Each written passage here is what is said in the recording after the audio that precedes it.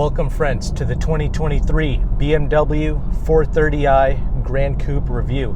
If you haven't already, make sure to like and subscribe right now, because I've already done a full review of the 2023 330i, and I'll talk about some of the differences between this 4 Series and the 3 Series. But for right now, let's go ahead and let's talk about what the 4 Series is. Okay. This vehicle comes in 3 different flavors. It comes as a coupe, a soft top convertible, and this 4-door Gran Coupe that you see here.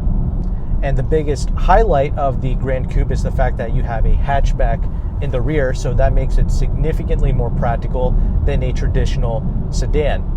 And for 2024, the 4 Series is going to get pretty much the same interior updates as the LCI 330i that I tested. Many of you will not like that because the infotainment, it's that massive curved display where all of the climate control features are embedded into the touchscreen. Here for the 2023 model, you have the separate display and buttons to access your climate control. So if that's important to you, 2023 is the model year to get. But let's go ahead and let's talk about the elephant in the room here, those massive nostrils that these 4 Series cars all have. That's something where I really want to get your thoughts on it, because I don't know, it's kind of growing on me. It kind of looks cool. And that's mainly because these cars have this nice low slung appearance to it. The headlights and the taillights, they look fire. I love it. And the overall side profile, the rear hips, they're nice and wide. All of these aspects are excellent. It's just the freaking grille. I mean, I don't mind a big grille. I don't care about that. It just looks like they made the grille, right? They made the front end of this car and then they just kind of smushed it up against a wall and it looks flat and square. That's the only thing about it that throws me off. But I don't know, the overall presence and shape of it kind of makes it still look cool. After all, a lot of people are taking notice to this. They do love it. This San Geno, whatever it's called, green paint job is fantastic. I love the way this metallic green looks. This and the Nori green paint are excellent from Lexus. And because of that, I think this vehicle, it's photographed very well. It looks pretty good in the video here. But leave your thoughts below regarding that front end. If you want the more traditional looking BMW, you can get that 3 Series. But it's a sedan and it's going to have a traditional trunk, which nothing wrong with that. It was a good sized trunk, and you can fold down the rear seats in both the 3 Series and the 4 Series. The other thing is, this is supposed to be the sporty version between the 3 and the 4. But in my 1 week of testing it, these 4 Series cars are significantly smoother and more comfortable than the 3s. So let's transition over into the driving segment and let's go into more detail regarding that.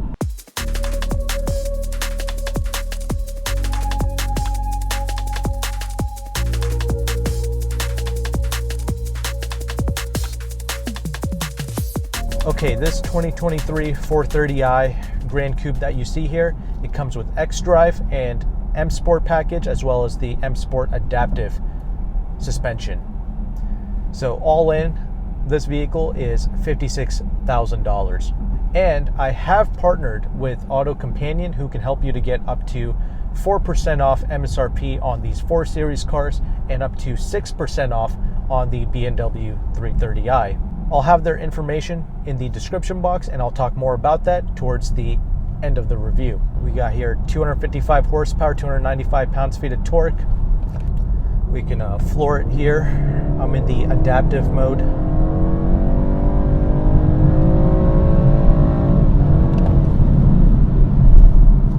I don't have a problem with this engine. It's totally adequate for street driving. Granted, when I tested the 330i, it felt a bit quicker than this.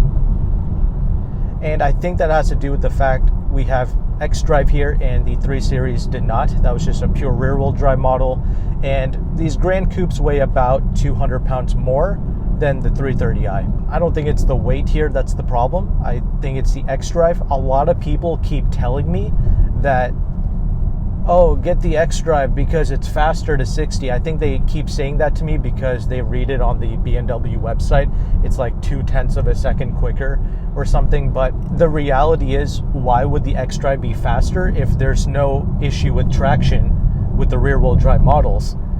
This car has no issues putting the power down. We have no traction issue here, so literally the X-Drive is just adding more weight and potentially more parasitic loss. But comment below. I mean, everyone keeps telling me this. Is there something else that I'm missing here aside from more weight and potentially more drivetrain loss, whatever? I personally think if you got the rear-wheel drive version of the same car, it would feel a little bit quicker than what I have here. This doesn't feel terrible. Once again, this is adequate. This is pretty much all you need. But if you want that true rocket ship experience, you step up to that M440i, that's going to give it to you. As I mentioned before, those 340i/440i models, they literally haul like they got 500 horsepower on tap. Really underrated, really quick machines, but those get pretty expensive pretty quick, whether you're financing, paying cash, or you're leasing. It's just a very expensive car, unfortunately. But we do have here the excellent ZF 8-speed automatic transmission. I'm driving around in the adaptive mode here, and when you floor it initially, there's just a subtle lag, but after that, you're up and going, no issues. The paddle shifters, you get lightning fast shifts. So you know the drivetrains are amazing with BMWs, one of the best in the business. That's okay. And the fuel economy, let's just touch on that real quick. I think it's 23 city, 33 on the highway. You can meet and potentially even exceed those numbers if you're a little bit more mellow and less aggressive when you're driving these cars. But it's the refinement that I want to talk about next, because this is smoother, quieter, and just significantly more refined than the 330i that I tested. This thing rides like butter, and this is the M Sport car with the 19-inch wheels, same as the 3 Series I tested, but the difference is we do have here the adaptive dampers, but I don't really think that's it. I don't think that's what's causing this vehicle to ride this smooth. I think the 4 Series cars are just naturally like this. But yeah, when I do go between the modes, comfort and sport, there is a subtle difference in ride quality. The 330i, that car was cartoonishly stiff. I mean, it was kind of fun in a weird way, because you hardly ever drive cars that are that stiff, especially bread and butter mass-produced vehicles like the 3 Series typically don't feel like that. I mean, you expect the 4 Series to feel like that because this is supposed to be the sporty model, but you don't expect the 3 Series to be that stiff. And a good subscriber of mine, he commented saying that even the regular 3 Series, the non-M Sport, even that was too stiff. So even though that is kind of fun, I can tell that that ride quality, it's going to get old, especially on a day-to-day basis for many of you. If you're going to be leasing this car for 2, 3, 4 years, dealing with that harsh suspension every day would get old. But I think the regular 330i with 18-inch wheels, that can be more tolerable, but still, from what I'm told, it's going to be most likely stiffer than the 4 Series cars. Because when I tested the M440i in 2022, that was the Coupe, that car was also like this model that I'm testing here, buttery smooth. It was quiet, refined, smooth. Even the steering on these 4 Series cars, they're much more fluid and natural feeling. Everything about the 330i I tested was just over boosted, over stiff. It was trying to give you that impression that you were in this hyper sporty vehicle. And yes, I would still say that the 330i does edge out these 4 Series in terms of sharpness and handling, but honestly, for most people, that's going to be irrelevant. This is going to be plenty capable for most people. Whether you get the rear-wheel drive or the X-Drive like you see here, it's not going to matter. These cars are great handling machines. And I'll just make one last point before transitioning over into the interior segment. I personally used to own a 2019 440i Gran Coupe, and one of the big changes between the previous generation and these new 4 Series cars is the fact that the Gran Coupes are much stiffer now for this new generation. The gap between the traditional sedans and these Gran Coupes have now been closed, because before, the 4 Series in the rear, it was not quite as stiff. It was a little bit more sloppy in the rear end compared to the 3 Series of the time, the traditional sedan, because that's just the nature of this. To get this Gran Coupe hatchback design in the rear, they have to add more bracing and more weight in the back, so that naturally just makes it a sloppier driving experience. It's not terrible, it's just slightly more soft in the rear compared to a traditional sedan. But here for these new vehicles, it's much better. The gap has been closed, but I would still say the traditional 330i does handle and feel sharper than this Gran Coupe, if that matters to you. But with that established, let's go ahead and let's transition over into the interior segment now.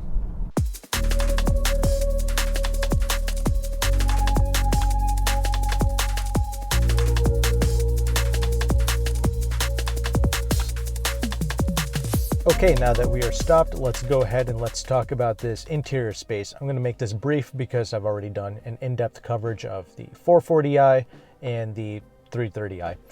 Okay, the seats are pretty comfortable, mainly because we have excellent lumbar support. The infotainment / separate climate controls is what I think many people will appreciate about the 2023 4 Series cars. You have physical buttons here to access your fan speed, temperature, and your heated seats.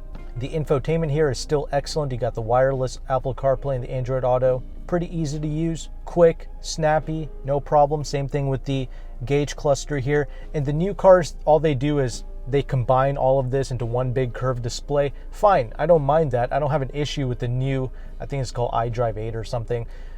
The new infotainment is cool in the 330i, but I just hate the way they have the climate control embedded into the touchscreen. That's all, because they gotten rid of this separate physical buttons and the separate temperature readouts for the climate. Many people will just say use the voice assistants. I hate doing that because by the time I'm done screwing with that, and by the time it misinterprets my prompts, I could have just went and changed whatever I needed myself. But everything else, typical BMW quality, feels nice and sturdy in here. Nothing is creaking or rattling. Got a nice girthy steering wheel here in typical BMW fashion.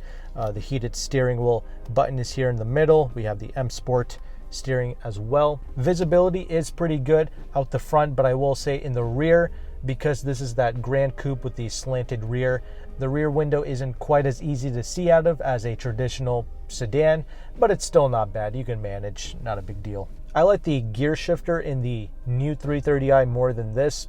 They really need to just get rid of this joystick here. This is unnecessary. All of these, digital shifters should just go away and should be replaced by little toggles or a dial, something of that sort, something that's minimalistic and slim. There's no need for these joysticks anymore taking up this space. So I like the elegant solution in the new LCI 330i. We have the optional wireless charger, 2 cup holders. The center armrest is a decent size. Same thing with the glove box.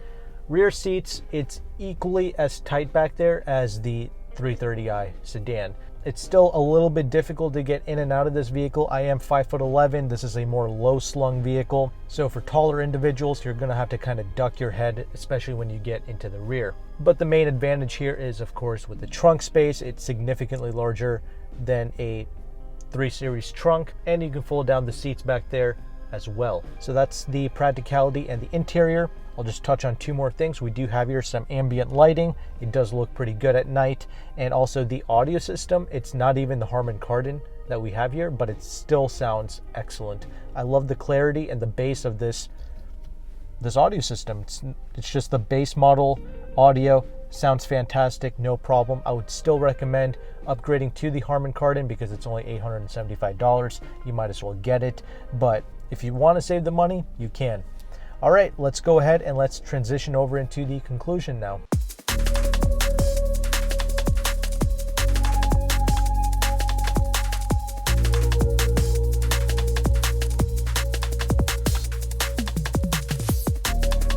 Okay, overall thoughts. I am a big fan of the 4 Series vehicles in terms of driving, smoothness, and refinement. These are some excellent products from BMW. And practically, it's superior to the 3 Series, but there are no real good deals to be had on these vehicles. Plus, the front end of this could turn some people off. I'm not gonna lie, it's kind of grown on me. If this was a cheap vehicle to lease, then great, I'd be all for it. But with my calculations, I am partnered with AutoCompanion after inputting all of his discounts and the incentives into his free calculator.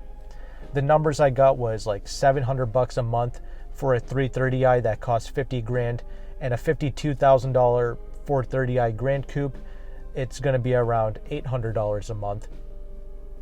If you qualify for BMW loyalty, then you can also qualify for the excellent 39-month lease program with the extra $1,000 loyalty incentive on top. So with all of that, then you're saving about $100 a month on both the 3 Series and the 4 Series. So your effective payment is now $600 a month and $700. That's still too much money, because when I leased my 2019 440i, I got that thing for like $500 a month, and even that was too high of a payment. Many people lease hacked that car and got them for like $350 a month. So the glory days of leasing is behind us, but AutoCompanion is offering 6% off MSRP on the 330i and about 4% off on these 430i's. So financially, the 3 Series is the much better option. Again, I would just skip the M Sport and just get 18-inch wheels on a 330i, get the Harman Kardon audio, a few other features, and call it a day. And if you need the X-Drive, get it, because this is an amazing all-wheel drive system. The other main competing vehicles I would consider is the Lexus IS 350 F Sport. You can get those for around $600 a month, and AutoCompanion is offering 10% off MSRP on those vehicles. So that's most likely the vehicle I would end up with, because I love the naturally aspirated V6, and that's still an amazing driving car. There's also the Alfa Romeo Giulia. I believe that's also between $600 to $700 a month. Another amazing driving car, but it's going to be sketch reliability and sketchy dealership support. That's the only two things that turns me off from the Giulia. Other than that, that's a pretty sweet vehicle as well. I guess the cheapest car in this segment that nobody talks about is the Acura TLX, which that car has an amazing chassis, and the super handling all-wheel drive is also phenomenal, but the drivetrain really kind of turns me off. Same thing with the infotainment in the new Acura, that sucks. The 4-cylinder and the 10-speed automatic does not hold a candle to these German vehicles, and obviously it doesn't have anywhere near the same charisma as the Lexus IS 350 and that V6. If you're rich and you have money and you like this 4 Series, go ahead and get it. You won't be disappointed. AutoCompanion is located in Washington, D.C. There is a $500 broker fee, but if you sign up with my link, you can get $50 off, and you can ship the vehicle nationwide, but that's another cost that you have to partake in. So I would suggest just picking it up at Washington, D.C., driving it back. That would be the best way to go. But hopefully you found value with this content. Make sure to like and subscribe if you did. I'll have my next video on the end screen here. Click on it and I will see you there.